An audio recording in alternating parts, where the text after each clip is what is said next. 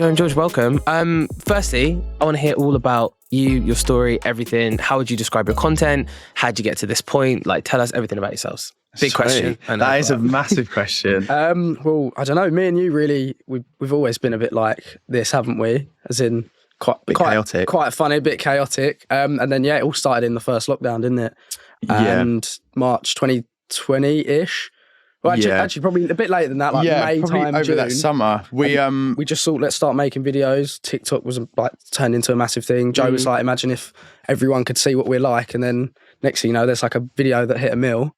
And then it kind of went from there, didn't it? Yeah. I feel like TikTok was less saturated when we started doing it. So, because I was like, oh, everyone's like really young that uses it. I was like, I'm a bit. That was like dance time, wasn't it? Yeah. Like that transitionary period, and like Vine had obviously, it was not a thing anymore. So then I thought, I made a video rating the family, and then it blew up, and then people were like, I want to see more family videos. So I started to make them, and then all of a sudden, the following just went up really quickly, didn't it? It was like 100k and 200k. But by that point, I didn't even have a TikTok, did I? So yeah, I had like 200,000, and people were like, I wanted George make one as well. And then I made one, and one morning I woke up and it said like plus 20,000. I was like, what's going on? Because this is the thing now. Because like my Instagram and stuff like that, I had it 5 years and just about managed to get 1,000 followers. So when all these followers are coming overnight and these people are following you, it's so like even videos that we were doing, they were getting like 80k and stuff. You're like, that's 80,000. And it still is. If you put it into perspective, like these you put all those people out in a line or something, and they were like, go say hello to 80,000 people. No, it's crazy. And then from that, we got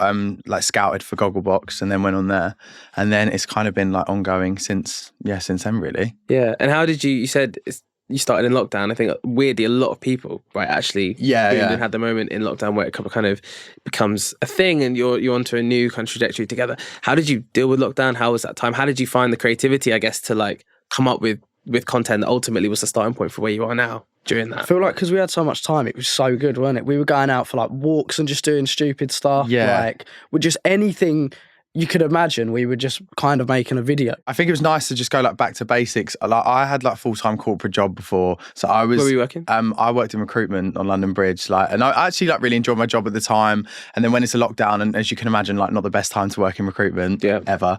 So then did that, and then it was just nice to kind of. I wasn't furloughed, so I was still working, but it was kind of nice to like switch back to like being around the family. Do you know what I mean? Like bouncing off each other, like having a laugh, like staying in, because we were really like a close family before growing up. Like always used to stay in on a Saturday night and all like watch TV and all that stuff. Do you know what I mean? So it was nice to be able to get back and do that, and then the content kind of flowed from there. Yeah, well, I was thinking actually, because you're so right, during that time families got really close, didn't they? And actually you guys probably got really close, making content together and almost doing this whole new thing as a unit. What was that like for you guys? Yeah, it was really good. Like we had so much time as well. Do you know what I mean? Nothing had to be rushed. Like we were, as Joe said, we were a close family anyway. We got so much closer. And then, with the videos sort of stuff, like we had so much time to do things like roast dinners on a Sunday. Joe made videos out of that. They got millions of views. Like, do you know what I mean? Like everything becomes content, right? Yeah, literally. It was like being, like locked in on YouTube. It was literally like that. For our family, do you know what I mean? Like every single day. So now it's a bit weird where I've moved out, and then me and George are in London a lot, like for work stuff now. When we do go back, it's kind of like the same thing. You go back and it's just like this like whirlwind every single like weekend or Monday, Tuesday will pop back, and my mum's like, get out, this is horrendous. Do you know what I mean? Be like, Mum, stand here, so wear this, we need to do this. You know what I mean? Yeah. And what was the moment for you boys when it kind of had, what was the tipping point? When did it become a thing? You were like, okay, this is like a proper job now. This is like a full-time. For me, that was probably when we left our jobs this year. But when I first personally thought like this is actually something is when I first got recognised in the street, and I was like did they actually recognise me? Do you know what I mean? It's a bit of like a me moment. Like, why me? Do you know what I mean? Like I was still working at that point. It was just after the first lockdown ended and people were about, and I got recognised in the street. Someone asked me for a photo and then asked for their daughter to get a video or something like that. I was just having a Nando's or something, and I was still working a normal job. So where were you working? So I was working actually for my dad's friend, just like cleaning cars and stuff. So me and Joe have come from like normal backgrounds. I work like, and we still are. That's what I think people like, how we still are very normal people. But yeah, for me, that was kind of the point where I was like, this is a bit crazy. And then when this year we left our jobs, I thought, okay, this is serious. Do you know what I mean? Yeah, for me, like well, I had like a career like planned out in recruitment, and I was actually like quite senior at the company I was at. So I said to myself, like, there is such a big risk of leaving like you know what I mean? Like a corporate job for it to be stability and after just lockdown as well, the instability of that. 100%. And essentially like you're being a freelancer, you don't know like when your next paycheck's going to come in. I had a flat, so it was a bit like, okay, what do I do? And then I told myself, I did it more like financially. I was like, okay, I'm not gonna like, because I was doing everything at once. I was doing the job, Gogglebox, you know, TikToking all at once. So I said, okay, one of these things has got to give, but only when financially I'll earn enough on, you know, to match my salary, which then started to happen. So I was like, okay, fine, like maybe this should give. And then we had a really big opportunity. We left Gogglebox and we had a big opportunity for a brand trip with Jack Wheels. And that was like something where we were like, okay, it's, you know, too massive to turn down. So we ended up doing that, which was crazy. We didn't know what would be the right thing to do next, you know what I mean? Do we do this? Do we get management? Will that flop? Who do we go with? It was kind of like a weird time, but it has all worked out, which is obviously we're thankful for. As you say, you guys, you know, come from a very normal background. How did you find coming into this industry? Because that conversation you were saying about, you know, should we get management? All these things are so new, right? Like nobody ever tells you the structure of the industry and the business. How did you find kind of learning about that stuff firsthand? I mean, I've learned a lot. Because I've got a very business like focused mindset anyway, and everything I do, I just found it difficult to put that trust into other people. And we went with an agency at first, didn't work out, then like found this one and that all worked out. But it was just like, you know, we got screwed over a couple of times with like fees for videos and things like that, because obviously we're new to it, we don't know. Do you know what I mean? Like there was a lot of things. Paid on time, holding money, all those sort of things. There's so much stuff you learn, but I think it's quite nice. I feel like you learn a lot about the industry, but people as well. Just how like people act or what people do behind your back. We're quite naive to it because we've come from like jobs where you get to know the people and no one's out to like stab you in the back. You know what I mean? Like we're working with our family essentially, so you know that like you've got these good relationships, but we'll step into like you know, like events or like things like this, or you know, speak to people and try and make friendships, and then all of a sudden the moment you leave that situation, people will like do anything to make sure that, do you know what I mean, they're doing it first. And it's a really weird thing because I've been naive to it, so has George, and you've got to kind of take a step back and think, oh, okay, just focus on yourself and what you're doing. And I guess you go through enough of those experiences to get to the point where you're like, right, I've learned from that, that's never happening again. It's either that or become a recluse, do you know what I mean? Exactly. No, that makes a lot of sense. And I guess, you know, how have you found this other thing? I think a lot of creators when they're starting up, like becoming almost a brand, and that's a weird thing, but becoming a brand who people talk about, it's Joe and George, but you become an entity that then people work for, and you know, people are strategizing about and trying to, you know, develop on. How do you find that transition? Because as you're saying, going from being normal people to then having this new sort of world around you, what's that bit like? I feel like for me personally, building a brand was really important because you want something that people will like identify with and, you know what I mean, see themselves in. One of the key things for me, which I think is really important with what George and I do and actually makes me feel like it's rewarding, is when people say things like, or DM me and say things like, really love your content because like, I don't have a close relationship with my parents. It's nice to kind of have that outlet to see that. Do you know what I mean? Or like they feel like they're involved in some way, I think is really nice. And so with whatever we do next, there's always going to be the kind of family side of things intertwined in that, because like George and I do our thing, then we have like our family unit, and then we both do things separately, but it will all kind of come back to one thing. And that core thread really is being authentically yourselves, right? And also relating to people. How important do you think it is to have that relatability with the audience? Yeah, I think massively with what we do, like because a lot of creators will get to a point in their following where they will kind of drop the image that they had to try something else, which there's nothing wrong with that. So many people do it, and I think it's part of life. But that's when you lose touch with your followers and stuff. I feel. With what we do, like we've come from a working class background and been put on a platform that's blown us up into a world that, you know, we've always wanted to be in. The last thing we would do is then turn around to people that have helped get a shut a door on and be like, do you know what, we're going to try this. We're not going to post anymore. There's nothing, as Joe said, there's nothing wrong with trying something else, but you still would just keep in touch with what you were doing. It's like if you were making football videos at the start and that's why you got big, you could try and make, I don't know, videos about something else, but you'd always kind of touch base because that's why people followed you initially and like loved your content. It's almost like never lose touch with what made you in this position in the first place. Yeah, and I think we've seen a lot of creators that have stuck to such a niche that is a really good thing at the start because people love it, but then they haven't diversified in a way that, so the way TikTok's running at the minute, people are putting a lot on like series, a lot of emphasis on series. Well, TikTok are on like episodes that people can watch. So George and I love doing like different things that like different lanes of our content that people know that they can come to our channel and see like X, Y, Z. The formats, the formats. The format. But then there are people that maybe aren't doing that quick enough or aren't changing it, and then people just lose interest, which is such a shame, because we know a few really good creators that kind of got to the point where they're like, oh, we're just giving up now. It's not like a battle, is it? But there's so many people on the platform, so many people growing all the time. It's like if they're watching you and you start to get like boring, or you're not posting the content they want to see, they'll just go somewhere else. And it's a bit ruthless like that, but it's how it is. There's so many people on the platform. That's super interesting what you guys are saying around, constantly evolving and pushing, I guess, against the algorithm, or working with it, right? And not against it. You guys must be there for, on TikTok a lot of the time, knowing what's popping, what's moving. How do you keep ahead of that game? Because ultimately, like, there's so many pressures from the platforms to constantly adapt and change your content, and it is a real headache. How do you guys manage that, do you think?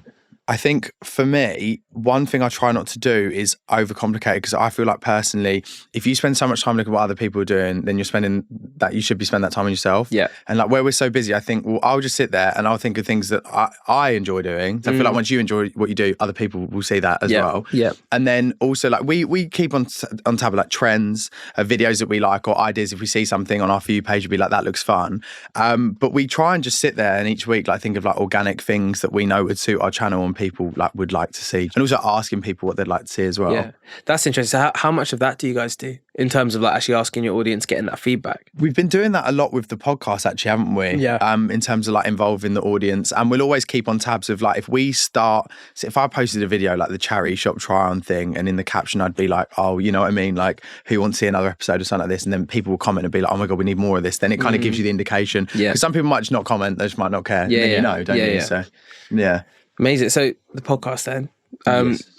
It's so exciting for you guys, obviously, and amazing working with the Feather Studio and Calfreezy and everything. Tell us about how did that come about? How's it been? I was thinking with you both, like, going from obviously short form to then long form conversations. Obviously you guys are very conversational anyway, but what was that transition like? What's the story of the podcast? I'd love to kind of hear that full story, really. I'll let Joe take this away because he is super passionate about it. But fine. So basically, I've wanted for ages to move the content from like short to long form for George and I to have that opportunity to do so. Yeah. Because when we were on Gogglebox, like, there was only such a small snippet of us that was showed, and then on TikTok, because a lot of our stuff is this chaotic brand, there's such a like big part of our personalities that wasn't being shown. Yeah. And this has been an idea in the works since like Feb this year. We thought of a way to like put it together because we're so different, but we get on so well. How do you bring two audiences together and a whole demographic on TikTok? Came up with this concept, pitched it out to like a ton of people, and we're literally waiting for like the right setup. Do you know what I mean? We did get like a lot of no's, a lot of, oh, let's keep it on the audio, and obviously we wanted to go big on the visual. But there was a lot of yeses as well, but they just weren't right for us. We were sat there like, okay, we're not doing this unless it's exactly how we've envisioned it in our head. What was that vision? What we've got now. I'm not going to lie. It's literally exactly what we've got. We kick-started with the fellas, got all the studio set up and everything like that, and then have since managed to book some like really like incredible guests between now and the end of the year. Like, it's really nice for us because we've learned and developed in the last 6 weeks doing it, how we're talking to people, how we're interacting, and the growth from it is looking really good. So it's just nice to be able to show us in more depth. As Joe said, on Gogglebox and stuff, all we got was the ahs and the oohs, do you know what I mean? And the one little liners, and that was it. And we wanted to show ourselves as other, like, we aren't always them people. And how has the podcast helped you to develop as creators, do you think? Because obviously it does require a different skill set and approach. Yeah, for us, it's been really nice to find out like the power of silence, questioning, because ultimately all those things will build TikTok clips, right? If you say a question, people can then stitch that and answer the question, or can comment an answer or relate it to themselves, that type of thing. So as creators, it's like helping us to basically see how we can put long form content onto a short form content. Something you said there, silence. Yeah. And I think obviously know your content and how fast paced, how high energy it is. How do you reconcile that from a kind of mental health, wellbeing perspective? Like, how does it feel to be always up here? Like, what's that like? Because obviously that must be quite challenging, and then it actually must be nice, as you're saying, to go sit in a room, have a podcast episode which is more quiet, slightly more slower pace. What's that like to kind of balance, if you will? I think that a lot of creators that we've spoken to, and us as well, like find it quite difficult to have to like perform at a certain level all the time. We can't call up sick. Like, do you know what I mean? Realistically, like we rarely do. Like, you kind of just get up and get on with it, and that's the type. And of when thing you're out, people expect a certain character. Because you guys have to perform your content. We've had so many conversations with people, and if someone did come up to us and they asked for a photo, and we said no, or can you leave me alone? That's their only interaction with us. So then they're going to go and tell everyone, you know, that George, he's an actual XYZ, do you know? Because he just wanted to. Because I literally just wanted a bit of space in that. But to them, it's really rude. I didn't give him a photo. I asked him to leave me alone. And then that's their whole perception of me, which obviously one person's opinion doesn't define my whole following. But you just, as in this job, you just like, you want to make people smile, stuff like that. So I'm not going to say no, but there is times, of course, where you just like to be like, I'm literally listening to me headphones, just trying to have a walk or something. Like, I'm not feeling 100%, but I guess that's part and parcel of it. So I want to jump forward to branding content, creating ads, and obviously how you guys have made a business out of this. Part of that business for all creators is working with brands. One of your biggest performing TikToks, it might be the biggest, is the cinema ad that you did, which is obviously like obscene numbers for any branded content. And if you were to measure that against any CPM, they're getting probably the best value you could ever imagine. They're probably like, yes, thank you very much. If Joe really gave you the numbers, it's probably the best like ever. Because that actually wasn't paid. Oh really? Right. Yeah. So that was in exchange. The best ever. So that was in yes. This is probably the best thing that could have ever happened to said brand. Yeah. I'm not going to mention it right now because you're giving them enough. You're giving them enough. Basically, that. So we went in exchange to go to the Top Gun premiere and get the red carpet thing. They said, "I'll come in the morning. Can you just do a TikTok about this 4DX experience?" So we did that, and then I did the video, and it started to do numbers, and I was like, Joe says numbers. We checked his phone after 10 minutes, and it had 1 million views. And I was like, your TikTok's broken. Like this just never. Like we've had videos, but then it was going up to like 4, and then 5, and then within it was like in 6 hours, it's like 6 mil, and I was like, okay. After like we woke up next morning, it was 10 mil, and we thought that's it. And then all of a sudden, you could see on Joe's comments that it got to like Germany. It was reaching like every country. Like, I don't know who these people are. It got to like somewhere in the middle. Do you know what I mean? Like, it got this different. The algorithm just and then went it was like 30 mil, 35, 40. And I was like, at 40, Joe, it got 40 like 2 weeks later, and I was like, that's it. And now it's still, Joe still has comments come through now. Yeah. Like. And then said brand asked me to put a pinned comment on there for £200. and so you said, absolutely not. No, at the time, I did. It was because you know what, this is big enough anyway. Let me just pin the comment. I think it was after like 10 or 20 mil. There was so much going on. I was like, do you know what? I'm just going to do it. But when now businesses use it as a case study, I'm like, please don't. Yeah, please don't.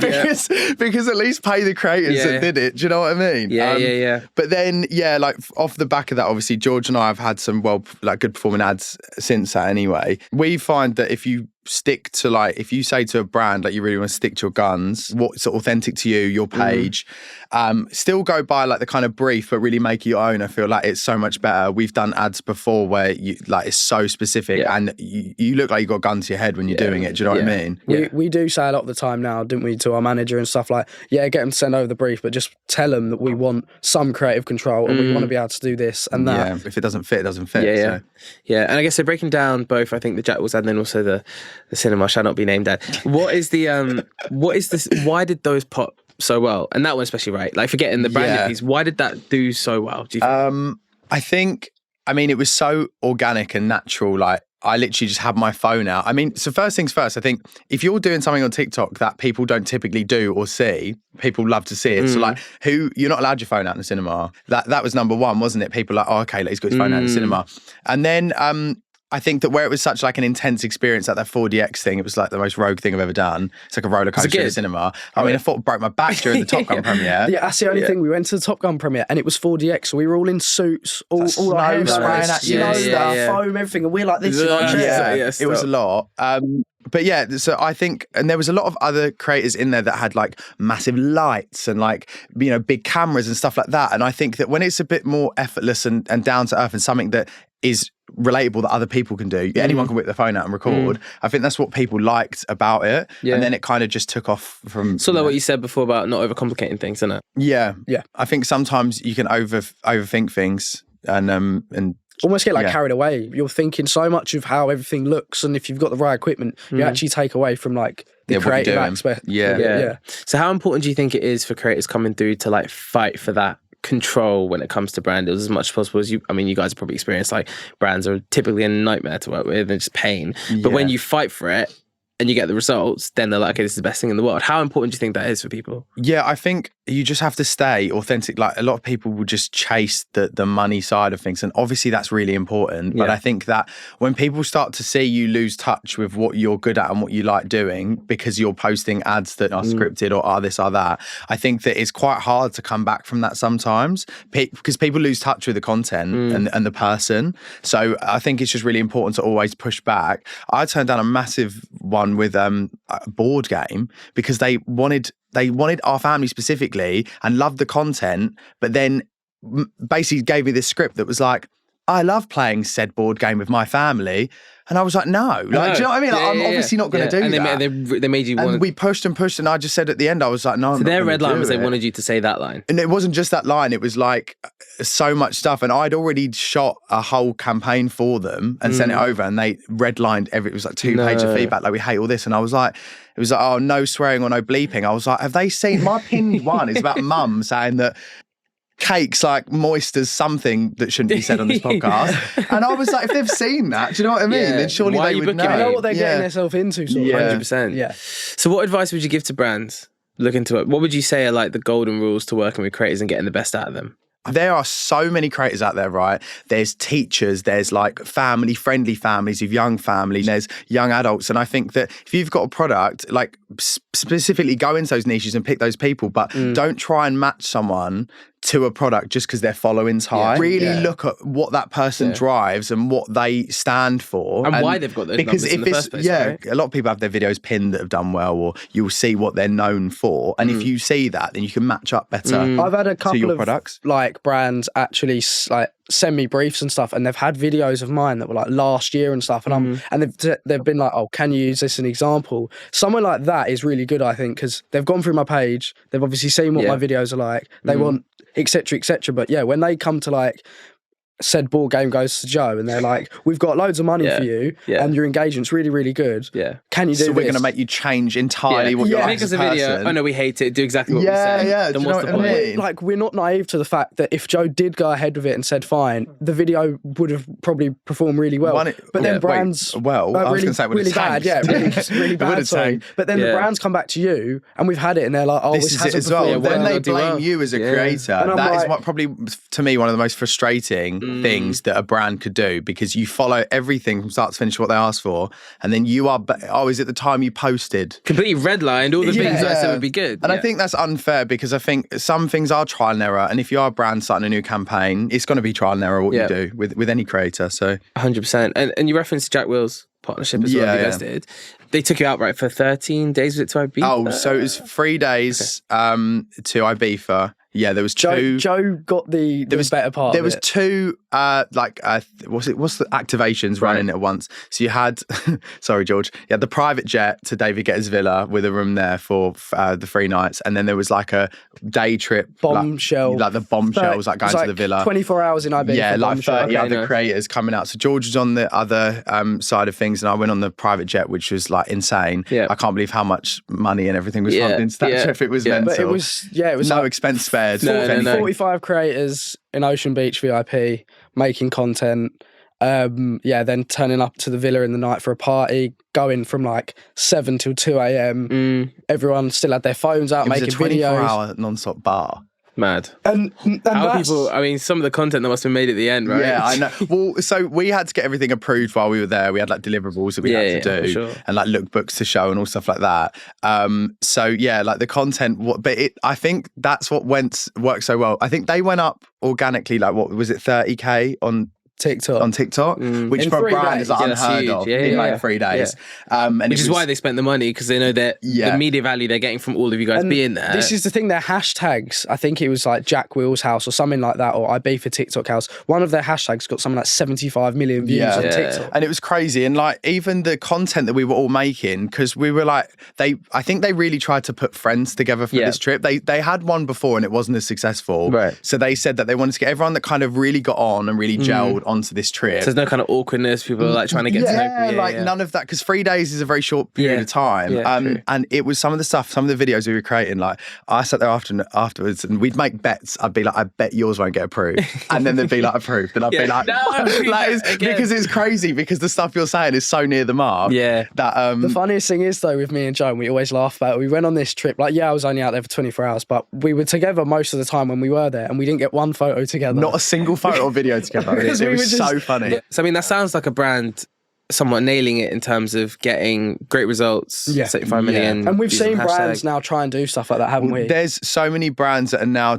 thinking, okay, like let's get groups of like friends or creators together. Let's send them to a place. Let's do this. Yeah. Do you remember like the hype? I mean, before, but like the Hype House, in LA, and then there was the Wave House here on TikTok, which was quite big. That I guess it's brands sort of looking at that first and being like, you know what, the organic reach you're going to get by putting people who have a good time with each other in the same environment to create content is kind of unmatched. Just the way Jack Will's done it, like down to everything. They kind of done it like a Love Island style thing / like a TikTok house, but on a 10 times the scale. Ask anyone that was on that trip, and they would say it's the best thing they've ever done in their life. Really? I've never ever, even any family holiday, anything in life, I've never come home. I've never come home from anything and laid in bed and felt that shit, because I was like, I want to be back there so much. Yeah. Like, it was so good. Insane. I mean, to be saying that a branded trip is the best thing. I know, isn't that crazy? Fair play. Yeah. Because we've been on a couple this year, haven't we? And we've been like, we can't wait to get home. It's not Jack Wills. Yeah, it's just not Jack Wills. Yeah. If you're making content that you really enjoy, like I said before, then it makes it so much more fun. And obviously, like for brands and for creators, like blending, putting you out there in that environment, obviously giving you a good time, but also needing you to hit deliverables and measure against the brief. Like, what is that briefing process like? Like, take us through what that's like, and then how you respond to that, the approval process of people who don't know. I mean, we get sent like all the details via our agent for anything, and then we'll have a look through, and 9 times out of 10, like it's pretty much, we'll have a think of like when it's going to be posted, how much we've got going on. You obviously don't want to stack your account with like ads non-stop. But 9 times out of 10, they're not too bad, are they? And you can kind of put your own spin on it. You've got a very specific thing you want to drive. Like, we need it, like everything there, because like time is very precious in what we like. There's so much on at the minute, like non-stop. I had to reshoot a campaign 5 times. By the last time I did it, George got a video of me. I actually go outside of the house, get on my knees on the pavement, and I just like scream at the floor, because I'm like, if you weren't laughing, you would have cried. I can't do this again. Like, because you're saying the same thing. And so I just think it's important to get so much detail, and then you can really like get everything sorted, you know, to a T. Yeah, one thing that I think is amazing about people like yourself is like, in an agency, in the corporate side, like you'd have a whole team doing creative ideation, creative strategy, like taking a brief, dissecting that brief, and then coming up with a creative solution. Right, that's how agencies work. But you guys, as well as doing all your content, have to do that on a daily, weekly basis. We're like a one-stop shop sort of thing. Like you have to. Obviously, that's why you get the name content creator and stuff. Like, but as Joe said, Joe had to shoot 5 times, edit 5 times, send off videos 5 times, set up the whole, don't mind me, like, do you know what I mean? The whole space 5 times, and he's getting paid a good amount, for example, for that one video. But also, if he, you have to break down as well the time that went into if that. It took 5 you have days to break of work. down everything that's involved in that, and the buying the stuff for it and setting up. You know what I mean? And I was driving back home to that, so I had to drive home 5 separate times to get this done in Essex. And by the end, I was like, I can't do it. Well, it's like if brands looked at people like yourselves in the same way that they would look at a production company to make an ad for them, budgets would be 5-10 times higher. That's what I mean. They would appreciate that process. They know there's 10 people in that team, but because it's just you who, because of your skill, can do all of those jobs, doesn't mean that you shouldn't be valued as much. Yeah. And there shouldn't be that same level of respect for that time. Yeah, because like if you look at it, say you do like you do a video for a brand, like I just said, and it gets like 1.5, 2 mil views, right? Gets the view page, does really well.